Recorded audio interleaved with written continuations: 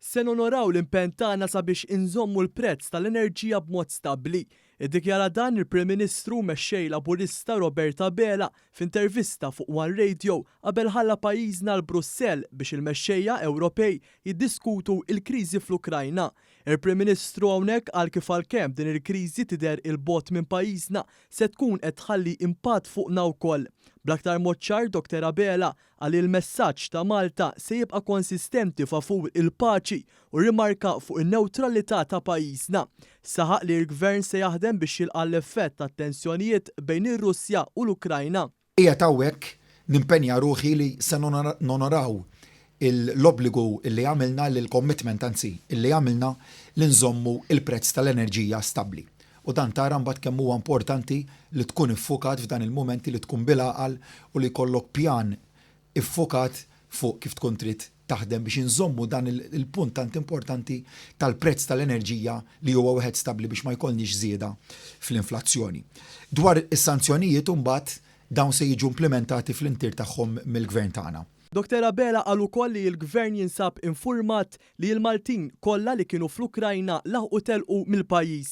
Intant fl-intervista fuq One Radio, il-Prim Ministru tkellem ukoll dwar il-pensjonanti. Hawnhekk huwa qal kif l-anzjani jridu jażlu jekk fis-26 ta' Marzu jagħtux il-fiduċja lil min kontinwament investa fihom jew inkella jissograwx li jmorru lura żmien fl-unika ħaġa li kienu jaraw tiżdied kienu il-kontijiet. Proposta oħra mill-manifest elettorali tal-Partit Laburista hija dik intiża sabiex jiġu mejjuna fost l-oħrajn iż-żgħażagħ li se jixtru l-ewwel proprjetà tagħhom fejn il-Gvern se jħallas 1,000 euro fis-sena mill-pagament tas-self għal 10 snin. Aħna l-miżuri tagħna huma ċari kristall. Tittaħdem ngħinuk. Titissir sit ta' darek ngħinuk ukoll. U f'dal-każ għalhekk xi tfisser din il-miżura? Se nkunu qegħdin inħallsu b'effett mill-ewwel ta' Jannar ta' din is-sena, jiġifieri jekk il-poplu jagħtina l-fiduċja tiegħu u jagħtina l-mandat biex innerġgħu immexxu lil dan il-pajjiż għal 5 snin li ġejjin.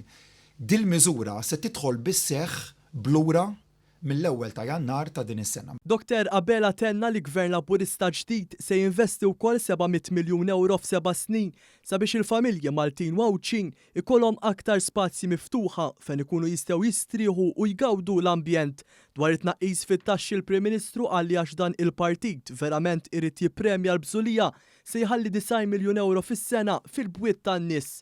Robert Abela temm l-intervista billi nnota s-sentiment pożittiv min-nies għal messaġġ pożittiv li qed iwassal il-Partit Laburista għal futur isbaħ f'pajjiżna. In-nies qed tinnota d-differenza bejn il-kampanja taż-żewġ partiti.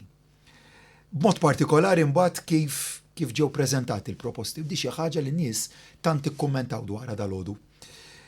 Jien ngħid li d-differenza se tkompli toħroġ aktar fil-jiem li ġejjin u fiż-żmien li ġejjin. Id-differenza mbagħad bejn il-passat, il-Partit Nazzjonalista, l-Oppożizzjoni u l-futur, aħna. U l-għażla bdejt dawn it-tnejn titissir fis-26 ta' Marzu.